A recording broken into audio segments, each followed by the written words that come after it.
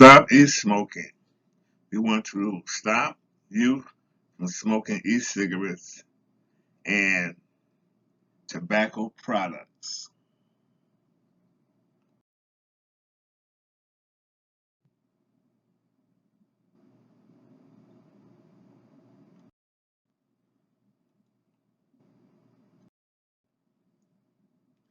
E-cigarette use is not safe for young people.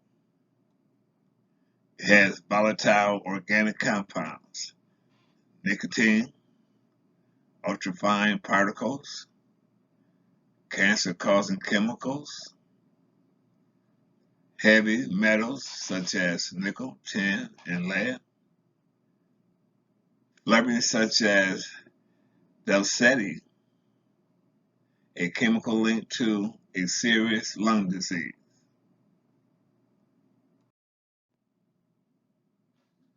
Teens and vaping. 5 things parents need to know. 1. The source of smoke.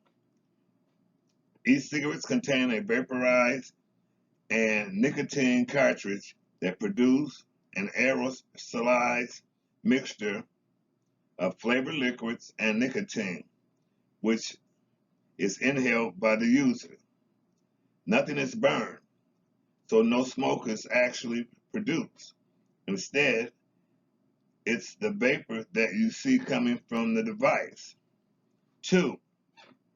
Secondhand e-cigarettes vapor is toxic. While the water vapor itself may be less harmful than ordinary cigarette smoke, it is still harmful to breathe in. 3. They made to be fun and enticing. E-cigarettes can look like traditional tobacco products like cigarettes, cigars, and pipes, or they can be hidden in common gadgets like flashlights, flash drives, or pens. The nicotine cartridge contains flavors like vanilla, chocolate, fruit, pina colada, and bubble gum, which makes them a lot more likable than the smoky nicotine flavor of cigarettes. 4. They are completely unregulated. Not only are there no federal age limits for purchasing e-smoke devices, there is also no regulations about what goes into the product, including harmful chemicals, nicotine levels, and other additives. In some states, kids of any age are able to purchase e-cigarettes in stores, convenience stores, or online. 5. Liquid nicotine can be fatal. Liquid nicotine, the solution that is used to refill these devices, is sold in colorful and often sweet smelling packaging that is enticing to young children. It looks and smells like candy, but drinking even a teaspoon can kill an infant. Most states don't require child safe packaging for liquid nicotine.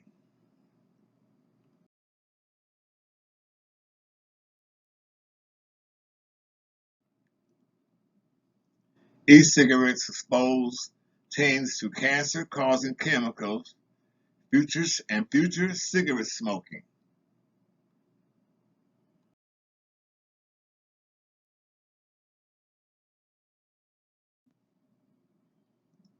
E-cigarettes are the most commonly used tobacco product among youth. In the U.S., youth are more likely than adults to use e-cigarettes. 4.9% middle school students use e-cigarettes. In 2018, more than 3.6 million U.S. middle and high school students used e-cigarettes in the past 30 days, including 20.8% high school students.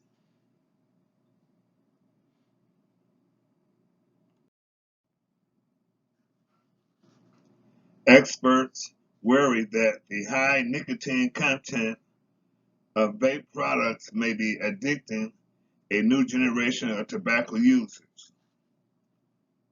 Several studies have shown that teens who use e-cigarettes are more likely to also smoke what's now called combustible tobacco, old-fashioned cigarettes.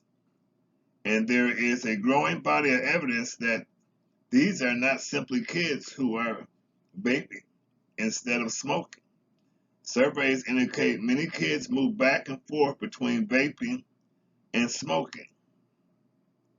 One of the biggest risks that we do know is that when kids start with vaping, they are more likely to make the transition to combustible, to smoke cigarettes.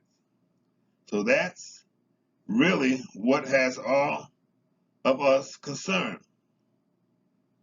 We know the dangers from smoke combustibles tobacco.